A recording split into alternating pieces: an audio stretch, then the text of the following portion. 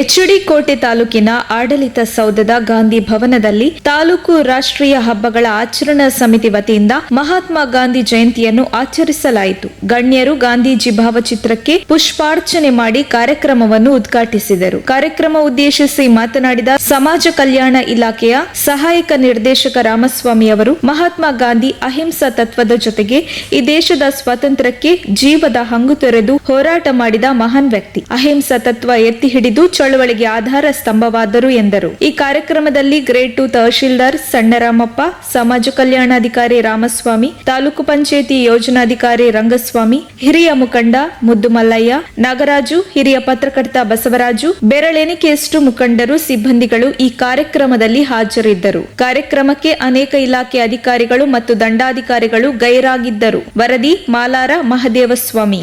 ದೇಶಾದ್ಯಂತ ಹಾಗೂ ವಿಶ್ವದ ಹಲವು ಕಡೆ ಈ ದಿನ ನಮ್ಮ ರಾಷ್ಟ್ರಪಿತ ಮಹಾತ್ಮ ಗಾಂಧೀಜಿಯವರ ಜನ್ಮದಿನಾಚರಣೆಯನ್ನು ಆಚರಣೆ ಮಾಡ್ತಿರುವಂಥ ವಿಚಾರ ನಮಗೆಲ್ಲ ಗೊತ್ತಿದೆ.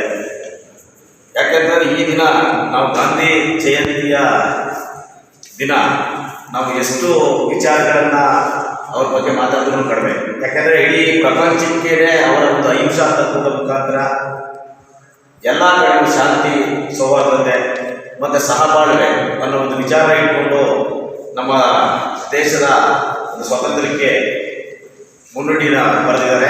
ಹಾಗೆ ಈ ಒಂದು ಅಹಿಂಸಾ ತತ್ವನ ಈ ದಿನ ಪ್ರಪಂಚದ ಎಲ್ಲ ಕಡೆ ಎಷ್ಟು ಅಳವಡಿಸ್ಕೊಳ್ಳೋದಕ್ಕೆ ಪ್ರಯತ್ನ ಪಡ್ತಾ ಇದ್ದಾರೆ ಅಂತ ನಮಗೆಲ್ಲ ಗೊತ್ತಿದೆ. ಹಾಗೆ ಇವರು ಸ್ವತಂತ್ರದ ಪೂರ್ವದಲ್ಲಿ ನಡೆದಂಥ ದಾರಿ ಮತ್ತು ಸ್ವತಂತ್ರ ನಂತರ ಕೆಲವೇ ಇನ್ನೂ ಸಹ ದೇಶದ ಒಂದು ಏಳಿಗೆಗಾಗಿ ಸಾಕಷ್ಟು ವಿಚಾರಗಳನ್ನು ಇಟ್ಕೊಂಡಿದ್ದಂಥ ವ್ಯಕ್ತಿ. ಆದರೆ ನಾವು ದುರದೃಷ್ಟವಶ ನಾವು ಅವರನ್ನ ಸ್ವತಂತ್ರ ನಗರದಲ್ಲಿ ಹೆಚ್ಚಿನ ದಿನ ಇರ್ಲಿಕ್ಕೆ ಬಿಡಲಿಲ್ಲ. ಅದು ನಮ್ಮ ದೌರ್ಬಲ್ಯ.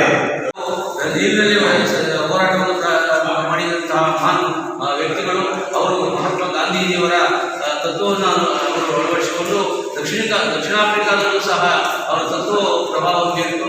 ಇಡೀ ಪ್ರಪಂಚದಲ್ಲೇ ಅಹಿಂಸಾ ತತ್ವ, ಹಿಂಸೆಯಿಂದ ನಾವು ಸ್ವತಂತ್ರ ಅದನ್ನು ಪಡೆಯಲಾಗಬಾರ್ದು.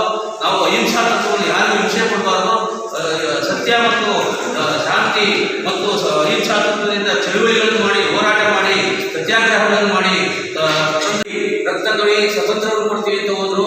ಆದರೆ ಇವರು ಶಾಂತಿಯಿಂದ ಹೋರಾಟ ಮಾಡಿ ಸತ್ಯ, ಅಹಿಂಸೆ, ಚಳುವಳಿ, ಸತ್ಯಾಗ್ರಹ, ಉಪವಾಸ ಸತ್ಯಾಗ್ರಹ, ದಂಡಿನ ಉಪ್ಪಿನ ಸತ್ಯಾಗ್ರಹ, ಇನ್ನು ಅನೇಕ ಚಳುವಳಿಗಳನ್ನು ಮೂಲಕ 1947ರ ಆಗಸ್ಟ್ 14ರ ಮಧ್ಯರಾತ್ರಿಯಲ್ಲಿ ಸ್ವತಂತ್ರವನ್ನು ಕೊಡುವಂತಹ ಒಂದು ಚಾಕಚಕ್ಯತೆಯ ಹೋರಾಟವನ್ನು ಅಪ್ರತಿಮವಾಗಿ ಹೋರಾಡಿದರು.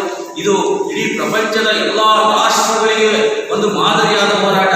ಇದನ್ನ ಅಹಿಂಸಾ ತತ್ವವನ್ನು ಅವರು ಇಡೀ ಪ್ರಪಂಚದಲ್ಲೇ ಅಳವಡಿಸಿಕೊಂಡರು. ಈ ರಾಷ್ಟ್ರ ಕಂಡಂಥ ಮಹಾನ್ ಸ್ವಾತಂತ್ರ್ಯ ಹೋರಾಟಗಾರರು, ರಾಷ್ಟ್ರಪಿತರು ನಮ್ಮ ಮಹಾತ್ಮ ಗಾಂಧೀಜಿಯವರು, ಹಾಗೆ ನಮ್ಮ ಲಾಲ್ ಬಹದ್ದೂರ್ ಶಾಸ್ತ್ರಿಯವರು ಇವತ್ತು ಒಂದೇ ದಿನ ಹುಟ್ಟಿದಂಥ ಹಬ್ಬ. ಅವರುಗಳಂಥ ಮಾನೀಯರ ಜಯಂತಿಯನ್ನು ಆಚರಣೆ ಮಾಡ್ತಾ ಇರೋದು ನಮ್ಮೆಲ್ಲರ ಪೂರ್ವಜನ್ಮದ ಪುಣ್ಯ ಅಂತ ನಾವಾದರೂ ಭಾವಿಸ್ತಾ